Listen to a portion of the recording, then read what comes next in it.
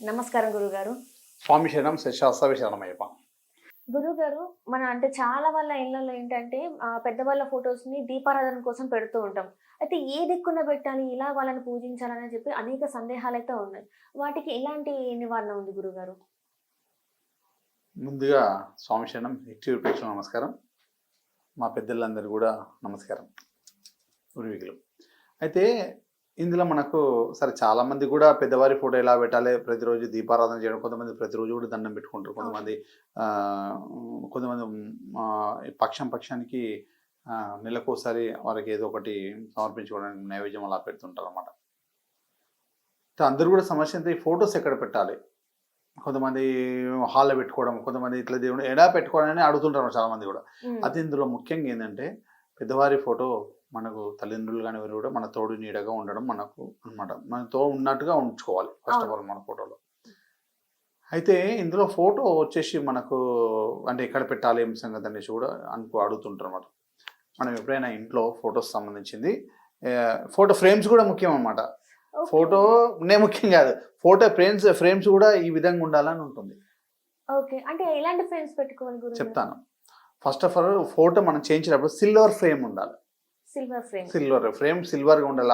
Alumni colour అంటే silver colour. Silver అంటే silver పెట్టడం కాదు, ఆ కలర్ అనమాట. ఆ హుడ్ అనేది ఆ కలర్ ఉండాలి, సిల్వర్ కలర్ పెట్టుకోవాలి.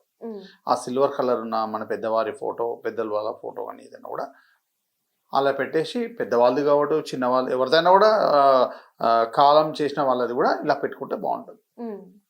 ఈ కలర్లో సిల్వర్ కలర్లో పెట్టుకోవాలి. కాలం చేసిన వాళ్ళు రెండో దేవుళ్ళతో సమానం. మనకు మొదటి దేవుళ్ళు భగవంతులు అమ్మవార్లు అయితే, రెండో దేవుళ్ళు వచ్చే వరకు మనలో మన పెద్దవాళ్ళు కాలం చేసిన వాళ్ళు, మనకు సంబంధించి కాలం చేసిన రెండు. అందుంచి అది గోల్డ్ దేవుడికి వెళ్తే వెండి వీళ్ళకి వస్తుంది అనమాట. అందు సిల్వర్ కలర్తో పెట్టుకోవాలని చెప్తున్నాను. దీన్ని ఏంటంటే చాలా మంది కూడా ఫొటోస్ హ్యాంగ్ చేసేస్తారు, మూల కొట్టి మూలకు హ్యాంగ్ చేసేస్తారు. అది చాలా తప్పులు చేయకూడదు. మనకు నైరుతి మూలలు అంటే సౌత్ వెస్ట్ డైరెక్షన్లో, సౌత్ వెస్ట్ అంటే నైరుతి మూల సౌత్ వెస్ట్ డైరెక్షన్లో పెట్టేసి హాల్కి, అంటే హాల్ మన దాంట్లో ఒక చెక్క, అంటే ఇది ఒక చెక్క మాదిరి పెట్టి దాని మీద అలా పెట్టాలి. అట్లా మూలలు కూడా హ్యాంగ్ చేయకూడదు.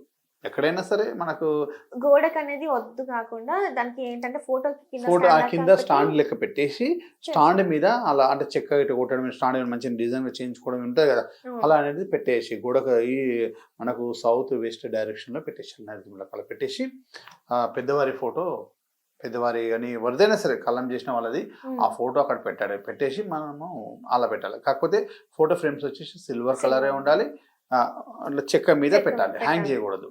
ఎప్పుడు కానీ గోడకి మూలకి మాత్రం హ్యాంగ్ చేయకూడదు. సరే, ఇంకోటి ఏంటంటే ఆ ఫోటో ఫ్రేమ్ ఏదైనా ఎప్పుడైనా కూడా వారికి ఎప్పుడు కూడా ఫోటో బొట్టు ఉండాలి. మనం ఏదైనా సరే బొట్టు పెట్టాలి.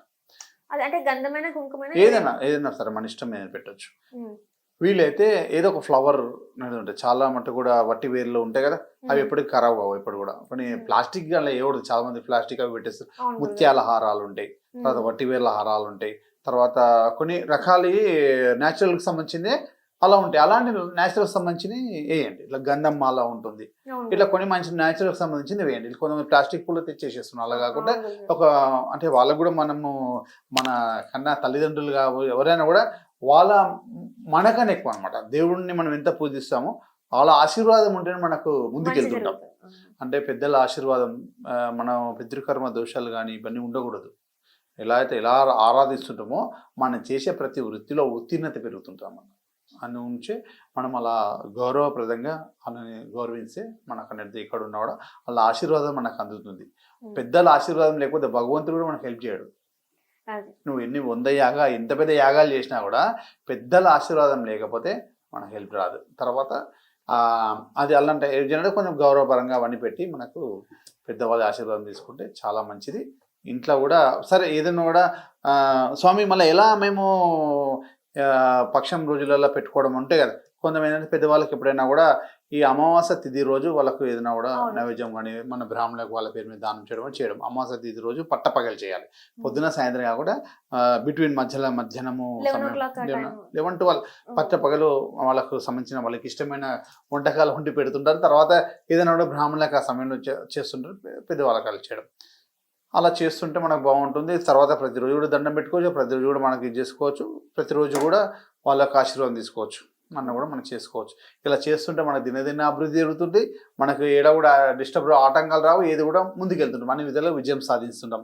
పెద్దవాళ్ళని గౌరవించి తల్లిదండ్రులని ఆశీర్వాదం తీసుకుంటే మనకు అన్ని విధాలుగా విజయం ఉంటుంది, అన్ని విధాలు బాగుంటుంది. స్వామి శరణం. గురుగారు చాలా చక్కగా వివరించారు గురుగారు. ధన్యవాదాలు. స్వామి శరణం.